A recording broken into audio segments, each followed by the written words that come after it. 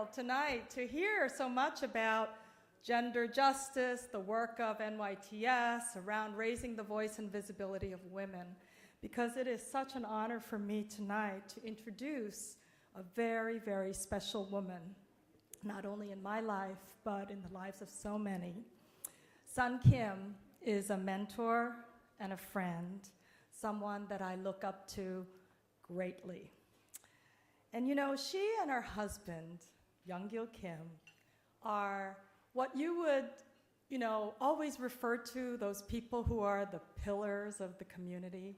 Certainly in the Korean American community, they do a lot of holding up of so many people, improving lives, and really transforming our community. And it just would not be an exaggeration to say that they really exemplify the kind of commitment, the generosity, the compassion, and giving back.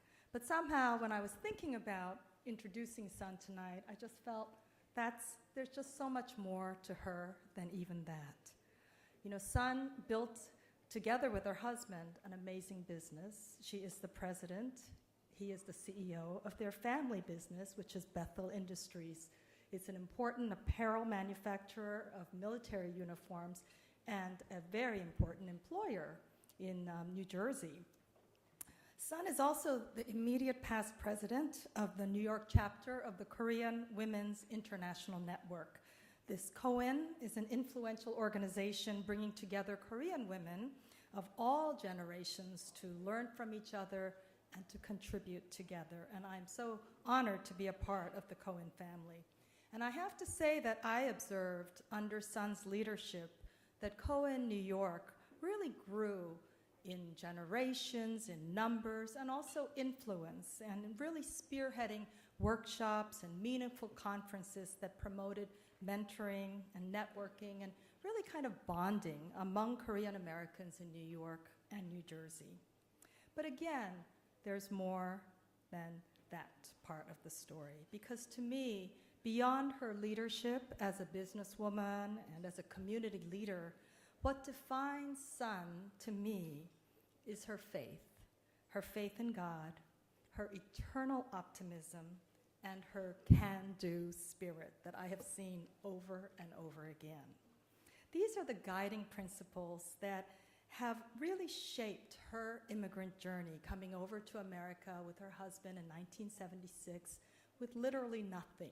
And you will hear that story from her. And then how she went on to build a life for themselves and their two sons, Chris and Stephen, and now their family includes Chris's wife, Christina. You know, Sun has shared with me that over the times, it's always so nice to talk about a rosy, successful immigrant story, but there was a lot of struggle. There was a lot of turbulence. It was a difficult journey.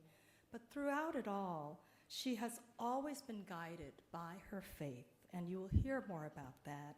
And also, you can just see that faith in the way that she lives her life, the way she radiates God's joy and purpose, and also just real love in her life and in everything she touches.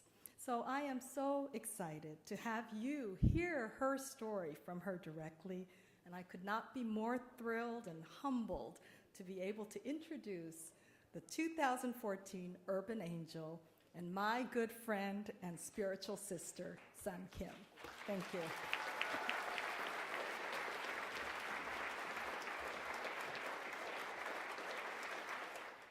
Good evening. Thank you, Chong, for your kind introduction. It is my great honor and privilege to be here tonight.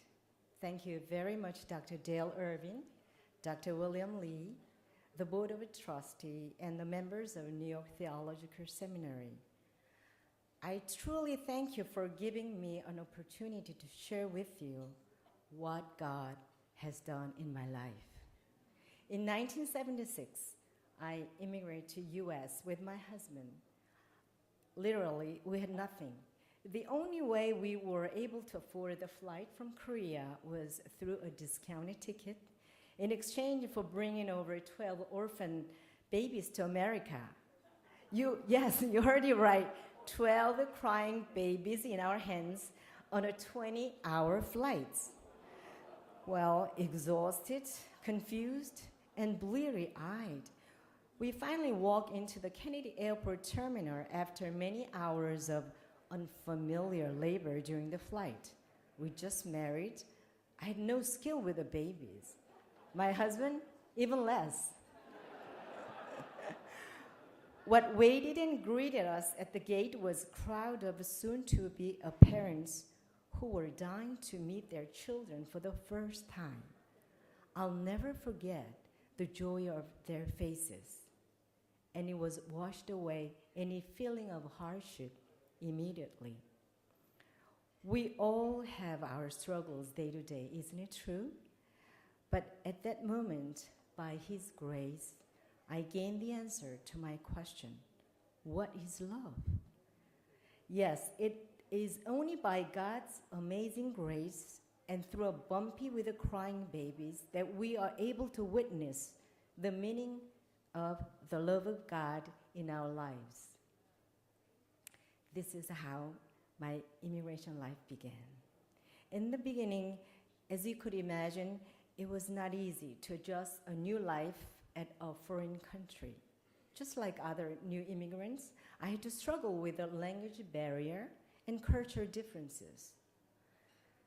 I have experienced many unforgettable things during this period as I was slowly achieving the American dream.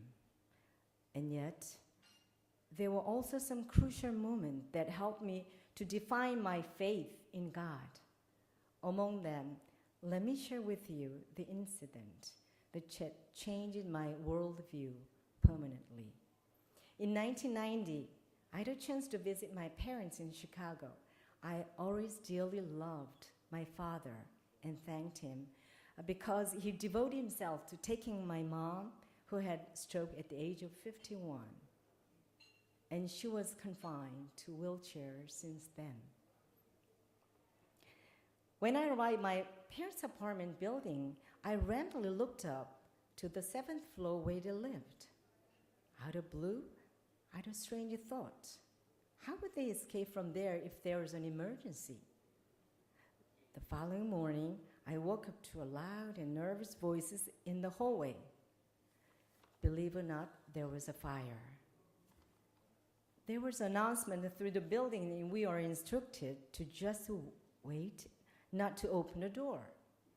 5 minutes, 10 minutes, 15 minutes went by. I could not bear it anymore, so I began to scream through the window for help, but no one replied.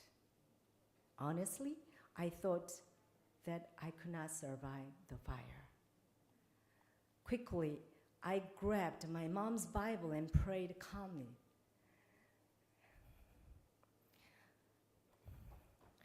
God, please, take us without pain. We are ready to meet you.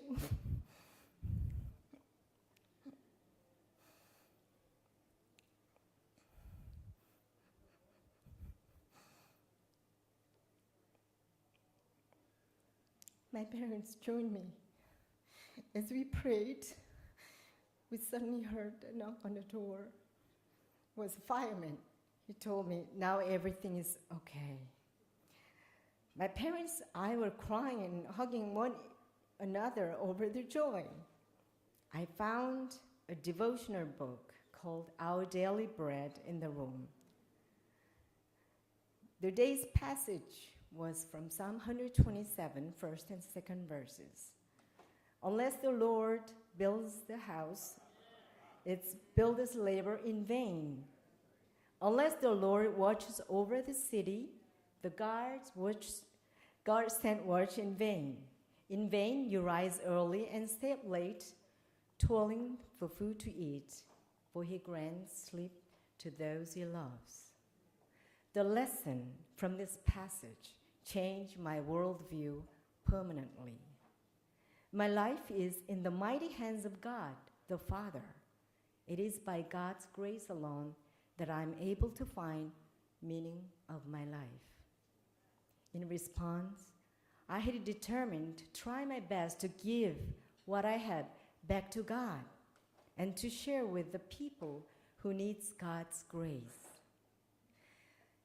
It is so meaningful for me to stand with all of you this evening to support New York Theological Seminary, because in doing so, we are supporting God's work, something of eternal value.